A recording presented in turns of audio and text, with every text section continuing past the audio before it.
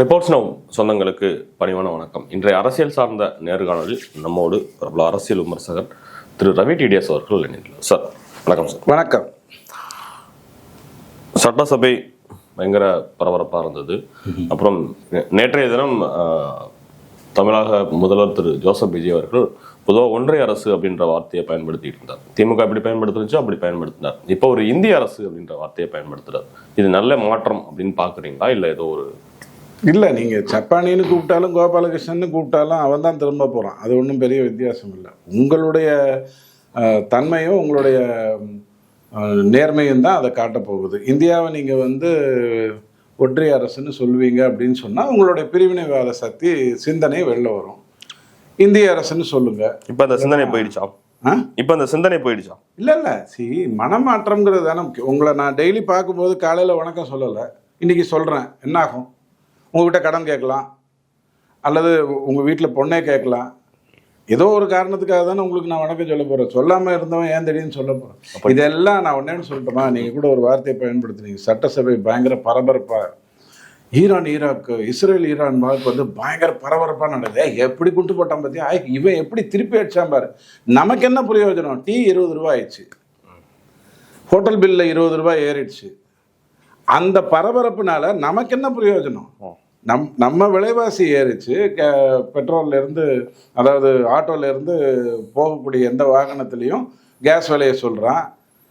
கேஸை பதுக்குன்றவங்களுக்கு நம்ம ஹெல்ப் பண்ணோம். இஸ்ரேல் ஈரான் வாரையும் பார்த்துட்டா எப்படி பரபரப்பாக இருந்தது பற்றியா அப்படின்னு நான் பேசுவீங்க. சட்டசபையில் இவங்க பண்ணது எல்லாமே ஏதாவது பிரயோஜனம் இருக்கா? ஏதாவது எடுத்து காட்டியிருக்கோமா? இந்த ஊழல் நடந்திருக்கு, இந்த ஊழலை கொண்டு வரோம். இப்போ ஏவா வேலுவோட ஊழல் அப்பட்டமானது. அதுக்கு அவங்க சைடில் என்ன நியாயம் சொல்கிறாங்க? இல்லைங்க, ஏவா வேலு அவங்க மேலே ஏற்கனவே ஆக்ஷன் எடுத்துட்டார். என்ன ஆக்ஷன் எடுத்தார்? சிவாஜி கிருஷ்ணமூர்த்திக்கு நீங்கள் எடுத்தீங்களா அந்த மாதிரி ஆக்ஷன் எடுத்தாரா? என்ன ஆக்ஷன் எடுத்தார்? லஞ்ச ஒழிப்புத்துறை நேற்று ரைடு போயிருக்கேன். ஆமாம், ரைடு போயிருக்கிறது எதுக்காக? நீங்கள் ரைடில் ஒரே ஒரு விஷயம் புரிஞ்சுக்கோங்க. சோ ஐயா சொல்லுவார், இத்தனை வருஷத்துக்கு அப்புறமும் ஒருத்தன் முக்கியமான பேப்பரை வீட்டில் வச்சுருக்கான்னா அந்த முட்டாள்தனத்துக்காகவே அவனை அரெஸ்ட் பண்ணலாம் அப்படின்னு சொல்லுவார். அதுதான் உண்மையான ஒரு வாசகம். பட் அப்படி வச்சுருக்க மாட்டாங்க. ஆனால் ரைடுக்கு வர்றாங்க இல்லையா, அவங்க தான் அந்த பேப்பரை எடுத்துகிட்டு வருவாங்க. ஒரு உதாரணத்துக்கு சொல்கிறேன், இப்படி தான் எல்லா இடத்துலையும் நடக்கும்னு நான் சொல்லலை. அவங்களே பேப்பரை எடுத்துகிட்டு உங்கள் வீட்டில் எடுத்தேன்னு சொல்லுவாங்க. உங்கள் வீட்டிலேருந்து எடுத்தேங்கிறத வேணால் உங்களால் மறுக்க முடியும், அந்த பேப்பரை உங்களால் மறுக்க முடியாது. ஸோ நீங்கள் ஒழிச்சு வச்சாலும் அந்த பேப்பர் வெளில வந்துடும். அதுதான் ரைடுனுடைய நோக்கம். இல்லைன்னா 5 வருஷம் கழித்து ஏவா வேலு பேப்பரெல்லாம் வச்சுருப்பாரா? மாட்டுமா? 40 லட்ச ரூபாய் அவர் வீட்டில் இருந்து கணக்கு வராமல் பிடிச்சிருக்கேன்னு சொல்கிறீங்க. அவருக்கு எவ்வளோ கேவலம். எத்தனை வருஷமாக திமுகவில் இருக்கார். இந்த தேர்தலில் கூட கிட்டத்தட்ட 1.5 லட்சம் வாக்குகள் வாங்கி ஜெயிச்சிருக்காரு. எவ்வளோ பெரிய அற்புதமான யோக்கியத்தனமான வேலைகள்லாம் செஞ்சுருந்தா அவர் ஜெயிச்சிருக்க முடியும். இந்த தேர்தலில் அவர் வீட்டில் போய் 40 லட்ச ரூபா அவருக்கு அவமானமா இல்லையா? இப்போ பேச்சுக்கு சொல்கிறேன். இப்போ என்னுடைய பாக்கெட்டில் பிக் பாக்கெட் அடித்தான்னு வச்சுக்கோங்க, அந்த திருட என்னை திட்டிட்டு போவான். நான் இவ்வளோ பெரிய பர்ஸில் 10 ரூபா தாண்டா வச்சுருந்தேன் அப்படின்னு திட்டு போவான். நான் 10 ரூபா வச்சுருந்தது காரணம் அப்போ தான் 1000 ரூபாய் அவனுக்கு கொடுத்துருப்பேன். சிம்பிள். ஸோ ஏவாவேலு விஷயத்தில் ரைடு நடந்திருக்கு, ரொம்ப சந்தோஷம். ஆக்ஷன் எடுங்க, தயவு செஞ்சு 4 பேரையாவது உள்ளே போடுங்க. டிவிஏசி மூலமாக ஒரு மாநிலம் செய்யக்கூடிய நல்ல விஷயங்கள் தான் மத்திய அரசு செய்யக்கூடிய விஷயங்களுக்கு வரும். எல்லாத்தையுமே இடியை வச்சு, எல்லாத்தையுமே சிபிஐ வச்சு, எல்லாத்தையுமே இன்கம் டேக்ஸ் ரைடை வச்சு பண்ணணும்னு சொன்னால் அது நடக்காது. ஃபாரின் கரன்சி ஏவா வேலு வீட்டில் கிடைக்கல. அதுக்கான காரணம் என்னன்னு கொஞ்சம் பாருங்க. இப்படி தான் நான் சொல்ல முடியும். இது நல்ல விஷயம் அப்படின்னு சொல்கிறீங்க. தமிழக அரசு எல்லா ரைடுமே நல்ல விஷயம்தாங்க. எல்லா ரைடும் நல்ல விஷயம்தான். போலீஸ்காரன் நின்றுட்டு நீங்கள் ஹெல்மெட் போடலைன்னா உங்களை தண்டிக்கிறதுங்கிறது நல்ல விஷயம். நாடு நல்லா இருக்கணுங்கிறதுக்காகவா? போலீஸ்காரன் நல்லா இருக்கணுங்கிறதுக்காகவா? உங்கள் உயிர் போயிடக்கூடாதுங்கிறதுக்காகவும் உங்களால் வேற ஒருத்தன் உயிர் போயிடக்கூடாதுங்கிறதுக்காகவும் தான். அந்த ஹெல்மெட் வாங்குற உடனே ஃபுல்லாக டைட் பண்ணிக்கிறானான்னு பாருங்கள், லூஸ் பண்ணியிருப்பான். கீழே விழுந்த உடனே இந்த பக்கம் அந்த ஹெல்மெட் கீழே விழும். அது போய் இன்னொருத்தனை தடிக்கி கீழே விழும். ஸோ ஒரு போலீஸ்கார் நிற்கிறது எதுக்காகனா லஞ்சம் வாங்குறதுக்குன்னு நம்ம நினைக்கிறோம். இல்லை, நேர்மையாக அவன் நிற்கிறது நம்மளை திருத்துறதுக்காக. நம்ம திருந்த மாட்டேங்கிறோம். பழைய தூக்கி அவன் மேலே போச்சுட்டோம். கையில் ஒரு 200 300 கொடுத்துட்டு வர்றோம். தப்பான ஒரு விஷயம். இந்த பார்ட்டி ஃபண்ட் அப்படின்ற ஒரு விஷயம் இப்போ சமீப காலமாக பேசப்பட்டு வருது. இந்த பார்ட்டி ஃபண்டை சொல்றப்பெல்லாம் திமுக வந்து கோவப்பட்டோ இல்லைன்னா சபையை விட்டு வெளில போறாங்க, அவங்களுக்கு ஒரு மாதிரியான பயம் இருக்கு அப்படின்னு சொல்றாங்க. உதயநிதி பேசும்போது பார்ட்டி ஃபண்டு நாங்க எங்கெல்லாம் கலெக்ட் பண்ணோம் அப்படின்றத டேட்டாவா கொடுங்க அப்படின்னு சொல்லியிருக்காங்க. இவங்க நாங்க வெள்ளை அறிக்கை அதை பத்தி சொல்றோம் கொடுக்குறோம்னு கூட சொல்லியிருக்காங்க. டாஸ்மாக்ல வெள்ளை அறிக்கையெல்லாம் கொடுங்க, தயவு செஞ்சு நானும் படிச்சுக்கிறேன், நல்லா இருக்கும், சில தகவல்கள்லாம் கிடைக்கும். இல்லைன்னா இந்த சிஏபி ரிப்போர்ட்டில் வந்து கிடச்சிட போகுது, சிஏஜி ரிப்போர்ட்டில் கிடச்சிட போகுது. அது என்ன பெரிய விஷயம்? கேள்வி என்னென்னா 150 பாட்டில் உள்ளே வந்தது, 100 பாட்டில் தான் விற்றான். இது அந்த டாஸ்மாக் ஊழலில் கண்டுபிடிக்கப்பட்டிருக்கா இல்லையா? பார்ட்டி ஃபண்டுங்கிறது என்ன அப்படின்னு சொன்னால், இப்போ வந்து ஒரு 50 ரூபாயோ 40 ரூபாயோ அதிகமாக வாங்குறது உங்ககிட்ட இருந்து நான் வாங்குறதுக்காக அப்படின்ற ஒரு காரணத்துக்காக பண்ணியிருக்காங்க. அதுக்கு அவங்க பேர் வந்து பார்ட்டி ஃபண்டுன்னு வச்சுருக்காங்க. அதை சொன்ன உடனே அவங்களுக்கு கோபம் வந்துருச்சு. இந்த கள்ளக்கடத்தல் பண்ணுறவனுக்கு கோடு சொன்ன உடனே கோவம் வரும் பாருங்க, அந்த மாதிரி அவங்களுக்கு கோவம் வந்துருச்சு. உடனே எந்திரிச்சு வெளில போயிட்டாங்க, வெளில வந்து வேற விஷயங்களை பேசுகிறாங்க. இதனால என்ன பிரயோஜனம் எனக்கும் உங்களுக்கும்? நான் தான் சொன்னேன் இல்லையா, இஸ்ரேல் ஈரான் வார்னால உங்களுக்கு எனக்கு என்ன பிரயோஜனம்? கேப்டன் மதன்குமார் நல்ல விஷயங்கள்லாம் சொல்லுவார், கேட்டுக்கலாம், தப்பு கிடையாது. நாடு எப்படி வேலை செய்யுதுன்னு கேட்டுக்கலாம். பிரயோஜனம் நம்ம பாக்கெட்ல இருந்தால் காசு போகுது. ஸோ டாஸ்மாகில் 150 பாட்டில் உள்ளே வந்தது, 100 பாட்டில் தான் கணக்கில் வருது. அதற்கு நீங்கள் என்ன ஆக்ஷன் எடுத்திருக்கீங்க? டிஆர் பாலுக்கிட்ட இருந்து தான் இன்னும் சரக்கு வாங்குறீங்களா? இல்லை சரக்கு எல்லாருக்கிட்டேருந்தும் கிடைக்கிற மாதிரியான ஏற்பாடு பண்ணியிருக்கீங்களா? எல்லாருக்கிட்டே இருந்து வாங்குவோங்கிற நல்ல விஷயத்துக்குள்ளே வந்திருக்கீங்களா? இல்லை நீங்களும் அதே தான் பண்ணிக்கிட்டு இருக்கீங்களா? இதெல்லாம் தான் ஏன் பிரச்சனை. நான் ஒன்று சொல்லட்டுமா, தாவேக அரசு எடுக்கிற முயற்சிகளை நாம் வாழ்த்துவோம். பட் நான் இந்த மாதிரி ஒரு வீட்லேயும் புது மருமகள் வந்து அதுக்கப்புறம் அது மாமியாரான கதையை நான் பார்த்துருக்கேன். 60 ஆண்டு காலமாக இந்த கேடுகட்ட அரசியல்வாதிகள் சிலர், எல்லாரும் இல்லை, அவங்க புதுமருகளாக வரும்போது எப்படி இல்லை கரெக்டாக இருக்காருல்ல, சுத்தமாக வச்சுருக்காருல்ல, அந்த ரசம் பண்ணால் மட்டும் எப்படி இருக்கு பாரு. எப்போ வரும் இதெல்லாம்? அந்த புது கல்யாணம் முடிஞ்சு அந்த மருமகள் வந்த உடனே. அதுக்கப்புறம் அது மாமியாராகும் இல்லை. அது மாதிரி இவங்க எம்ஜிஆர் ஆட்சி சொல்லுவேன். எம்ஜிஆருடைய முதல் ஆட்சி வந்து அவ்வளோ அற்புதம், பொற்காலம் தமிழ்நாட்டை பொறுத்த வரைக்கும் அவ்வளோ அருமையாக இருந்தது. 80 ஆட்சியை கலைச்சாங்க. திரும்ப அவருக்கு பணம் போட வேண்டிய அவசியம் வந்தது. முதல்ல தேர்தலில் அவருக்கு பணம் போட வேண்டிய அவசியமே வரல, வெறும் ஃபோட்டோ தான். அடுத்ததில் பணம் போட வேண்டிய அவசியம் வந்தது. அதுக்கப்புறம் 80லேருந்து 86 வரைக்கும் ஊழல் திருப்பி பழையபடி தான் நடந்தது. என்ன, மாறனுக்கு போகலை, 4 பேருக்கு போச்சு. ஸோ இந்த மாதிரியான ஒரு அரசியல் ஆட்சியிலையும் எம்ஜிஆர் காலத்திலையும் ஊழல் நடந்திருக்குன்னு சொல்லுவாங்க. 2வது ஆட்சியில், முதல் ஆட்சி அவ்வளோ அவர் பர்ஃபெக்டாக வந்தார், அவ்வளோ நேர்மையாக வந்தார். இவரும் அதே மாதிரி வரணும், அதே மாதிரியே கண்டினியூ பண்ணணும்னு நான் கேட்டுக்கிறேன். நேற்றுக்கு வேற ஒரு காரணத்துக்காக நான் செக்ரட்டேரியட்டில் ரொம்ப நேரம் ஃபுல்லாக இருந்தேன். ஒரு மந்திரி வாசல்லையும் நல்ல கூட்டம் இருக்குது. அவங்க வந்து சிஸ்டம் ஏதோ வச்சுருக்காங்க, பார்க்குறதுக்கு நல்லா இருக்குது. இது நீடிக்கணும்ல, அதுதான் ரொம்ப முக்கியம். அந்த நீடிக்கிறதுக்கு விஜய் என்ன பண்ண போறாருங்கிறது தான் கேள்வி. இனிமேல் கூட்டணியே வேண்டாம், தனிச்சு நாம் வந்து எல்லா தொகுதியிலும் நிற்போம் அப்படின்னு ஆராசாவுடைய கோரிக்கையை பரிசீலனை செய்வதாக முன்னாள் முதல்வர் ஸ்டாலின் பேசியிருக்கார். ஆராசா இதுக்கு முன்னாடி ஸ்டாலின் ஐயாவை பற்றியும் கருணாநிதி ஐயாவை பற்றியும் பேசின ஆடியோ ரிலீஸ் ஆச்சு, கேட்டிருப்பீங்க. அவர் உங்களுக்கு சொல்கிறாரு, இந்த சீச்சி இந்த படம் பிடிக்கும்னு சொல்லி நிறைய கேவலப்படுத்த நான் விரும்பல. அதான் உண்மையான ஒரு விஷயம். உங்கள் கூட எவனும் வரல, நல்ல வேலையாக கட்சியில் இருக்கிறவன் உள்ளே இருக்கான். ஏன்னா நிறைய வரவு செலவு இருக்குது, நீங்கள் அடிச்சு கொண்டு போடுவீங்க, கழுத்து கூட கையில் வெட்டி கொடுத்து விட்டுருவீங்கிற பயத்தில் கூட உங்கள் கட்சிக்குள்ளேயே கூட்டணி 21 கட்சியோட கூட்டணி வச்சார். ஆமாம், அதெல்லாம் அவர் இப்போ 60 இயக்கங்கள் நம்ம கூட இருக்குது அப்படின்னு ஒரு இயக்கங்கள் இருக்கலாங்க. இப்போது இஸ்லாத்துல இருந்து IUML-க்குள்ளே இவங்க போகிறாங்க. சார் நான் ஒன்றே ஒன்று சொல்லட்டுமா, எனக்கு இந்த ரீசெண்டாக பார்த்த பேட்டியில் ஒரு பேட்டி எனக்கு ரொம்ப பிடிச்சது. எனக்கு சித்தாந்த ரீதியாக ஒத்து வராதுன்னாலும் 64 வருடங்களாக திமுகவோட IUML கூட்டணியில் இருக்குது. அதில் 2 வாட்டி தான் பிரேக் வந்திருக்கு, ரெண்டு முறை தான் பிரேக் வந்திருக்கு, இது 3வது முறைன்னு நினைக்கிறேன். அவர் சொல்கிறாருங்க ஒரு டயலாக்கு, இதுவரைக்கும் எங்கள் ஆஃபீஸுக்கு எந்த சிஎம்மும் வந்ததில்லை. அப்போ அவங்கள மதிச்சு போகாமல் இருந்தீங்களா? இல்லை அவங்க நம்மக்கிட்ட வரட்டும், நாம் அவங்கக்கிட்ட போகக்கூடாதுன்னு இருந்தீங்களா? இது எந்த விதத்தில் சமூக நீதி, எந்த விதத்தில் இஸ்லாத் சகோதரர்களை மதித்த ஒரு விஷயம்னு எனக்கு சொல்லுங்கள். என் ஆஃபீஸுக்கு நீ வரேன்னு விஜய் சொல்கிறாரு, சந்து சரியில்லை, இந்த ரோடெல்லாம் சரியில்லை, அதனால் அவர் வர வேண்டாங்கிறார். யார் சொல்கிறாரு? IUML தலைவர் சொல்கிறாரு. ஏங்க ரோடு சரியில்லை? உங்கள் ஆஃபீஸை சுற்றி ஏங்க ரோடு சரியில்லை?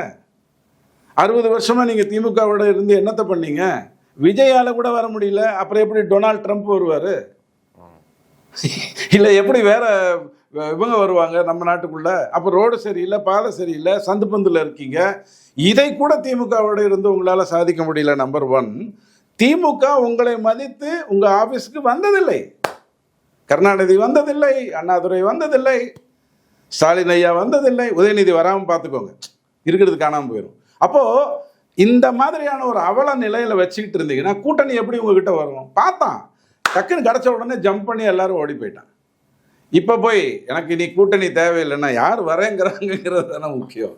நூர்ஜஹான் தேட்டரில் 2 சைக்கிள் வந்து நின்றுதுன்னா இனி நான் சைக்கிள் ஸ்டாண்டை கேன்சல் பண்ணுறேன்னா பண்ணிட்டு போ, உன்கிட்ட வர்றதுக்கு ஆள் இல்லை, அதான பிரச்சனை. இப்போ வரைக்கும் திருமாவளவன் எந்த நிலைப்பாடும் எடுக்கலையே, மார்க்சிஸ்ட் கூட தான் எந்த இது வரைக்கும் நிலை. மார்க்சிஸ்டோட இருக்கேன்னு சொன்னாருங்க அவரு. ஆனால் அன்னைக்கு காலையிலேயே அவங்க அறிவிச்சிட்டாங்க.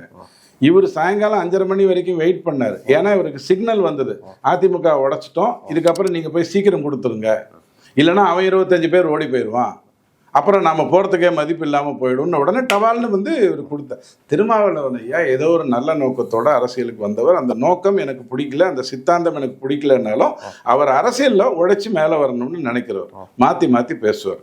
ஸோ நேற்றுக்கு பேசுனதை வச்சுட்டு நீங்கள் எங்கிட்ட கேள்வி கேட்டிங்கன்னா இது ஒளிபரப்பாகும்போது வேறு மேட்டர் பேசிட்டாருன்னா நான் பதில் சொல்ல முடியாது. அப்போ என்னை பார்க்குறவங்க திட்டுவாங்க, ஏய் முதல்ல போய் படிச்சுட்டு வா, திரும்ப என்ன சொல்லியிருக்காருன்னு பாருன்னுவான். ஸோ அதனால் பேசி பிரயோஜனம் இல்லை. இப்போ என்னென்னா விஜய் 2 விஷயம் நான் முதலேருந்து சொன்னேங்க. முடிஞ்சால் இதே சேனலில் வந்த என்னோட வீடியோஸை பாருங்கள். ஒரு பக்கம் திமுக ஆதரவு வாங்கிட்டீங்க, ரொம்ப சந்தோஷம், அதை நம்பி இருக்காதீங்க. இந்த பக்கம் அதிமுகலேருந்து ஒரு 13 எம்எல்ஏவை ராஜினாமா பண்ணிட்டு வர சொல்லுங்கிற வார்த்தையை நான் எனக்கு தெரிஞ்சு மே 9ஆம் தேதியிலேருந்து அல்லது 8ஆம் தேதியிலேருந்து தொடர்ந்து சொல்லிக்கிட்டு இருக்கேன். இந்த 2 தான் இப்போ விஜய் பண்ண நினைச்சாரு. அந்த 13 முடியல, 5ஓட நிற்கிது. இப்போ இடைத்தேர்தலில் ஜெயிக்கணுங்கிற பிரச்சனை அவருக்கு. அதனால இவங்க கொஞ்சம் டான்ஸ் ஆடுவாங்க. இங்கே நீங்கள் வாங்கிட்டீங்கன்னு வச்சுக்கோங்க, ஒரு பக்கம் 5 காங்கிரஸ், 106, இன்னொன்று ஜெயிக்க போறீங்க, இந்த ஒரு 5 வந்துருச்சு அப்படின்னு சொன்னால் நீங்கள் கிட்டத்தட்ட 117, 118க்கு வந்துடுவீங்களா? இப்போ இவங்களை வச்சு அவங்கள வச்சு இவங்கள நீங்கள் ஹேண்டில் பண்ணலாம். இதை நான் கிட்டத்தட்ட 20 நாளாக சொல்லிக்கிட்டு இருக்கேன். அதை தான் அவர் பண்ணுறார். ஸோ திருமாவளவன் ஐயா பேசட்டும், கம்யூனிஸ்டோடையே கூட இருக்கட்டும். கம்யூனிஸ்ட் தான் கட்சி, அதுக்கு அமைச்சரவைக்கு வரலையே, இவரே வந்தார் அப்படின்லாம் கேட்காதீங்க. இவர் பாடுபட்டார், மேலே வந்தார், அதை நல்லதே பாராட்டும். இந்த ஜோவோட ஃபவுண்டர் ஸ்ரீதர் வேம்புக்கும் இந்த திமுகவோட இந்த இஷ்யூ, இந்த ஸ்கூலுக்கான அனுமதி கொடுக்கல அப்படின்ற இஷ்யூ எப்படி பார்க்குறேன்? அவருக்கு மட்டும் நடக்கல, ஏறத்தாழ பலருக்கு நடந்தது. ஊழல் செய்தோம்னா நிரூபிங்கிறாங்க.